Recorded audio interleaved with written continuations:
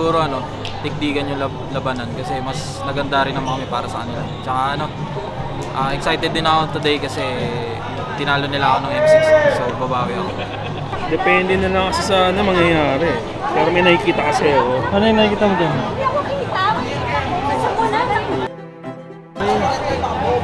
Nararamdaman ko yung enerhiya.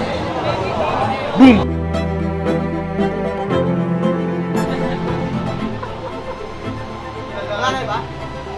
G, gaya mo, G. G, gaya mo.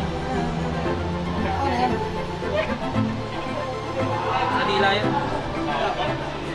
Mamimigay ng cellphone. Mamimigay ng pera, mamimigay ng pera.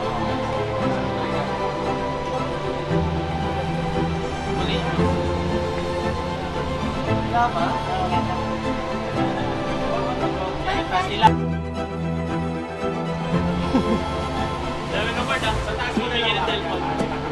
Bago daw mag-umpisa sa... So yun, week 3 na ngayon guys. At nilaban namin yung Onyx. Week 3, dito na. Hindi talaga tayo nilaban namin this weekend. Sana makaisa kami sa mga champions. Lord, sa araw na to, humihingi po ulit kami ng talino, galing at taas ng loob. Para po may panalo po namin ng laban namin today versus Sonic P. Ang pinaka gusto ko ngayon today is chemistry. Everyone chemistry. Maliwanag, boys. 5-1 chemistry to, ayoko na isa lang step up, gusto ko 5 tayo mag-step up. Pag nagkamali, reset. Mas lang importante sa atin ngayon, pag nawakan natin turtle, sure win, panalo na tayo dyan. Okay? Again, kung kaya durugin na, kaya tapusin na, kung kaya bangal lang. Maliwanag? Okay. 1, 2, 3! Let's go! Next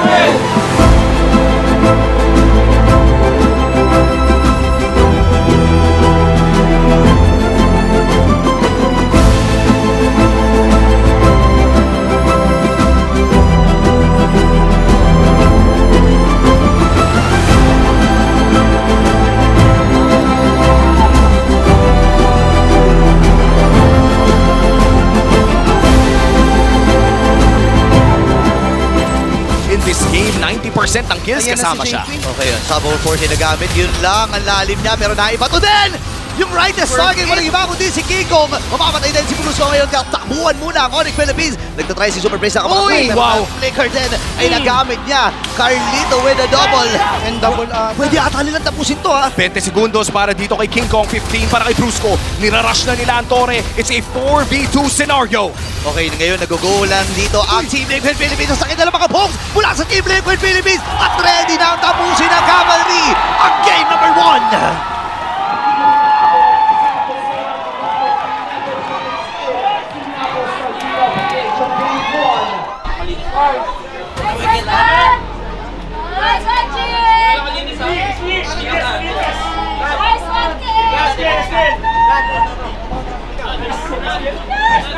Nice one,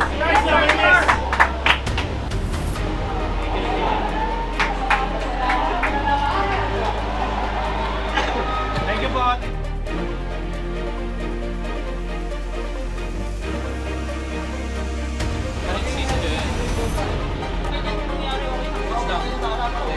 Ay, kukunin nila niyang coach. Hindi, same pa rin yan. Low yung first pick tayo, pero student sila.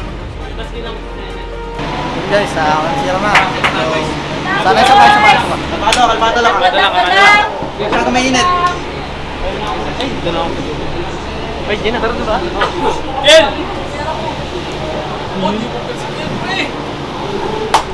Pumasok! Pero napakaganda din kasi pumesto ni Owen ngayon. Yung aggressive ka, pero hindi ka rin mapangit pumesto. Oo. Tsaka, ang bilis kasi nung cooldown ng Rondo.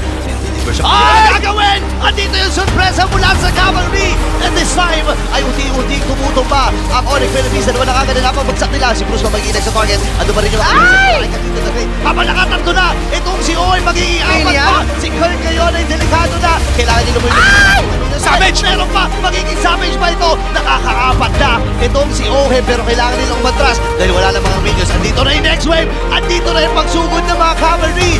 And this time, Savage ay papapagsakin si Super President. Yung Tori na lang kanila papapagsakin. At tagumpay para sa Cavalry.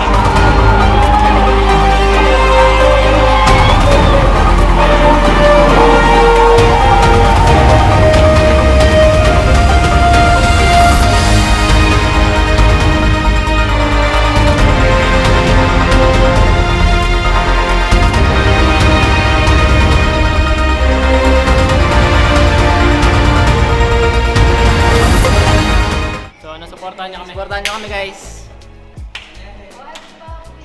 Yun, supportahan niyo. Ito mo kasi jersey mo man eh.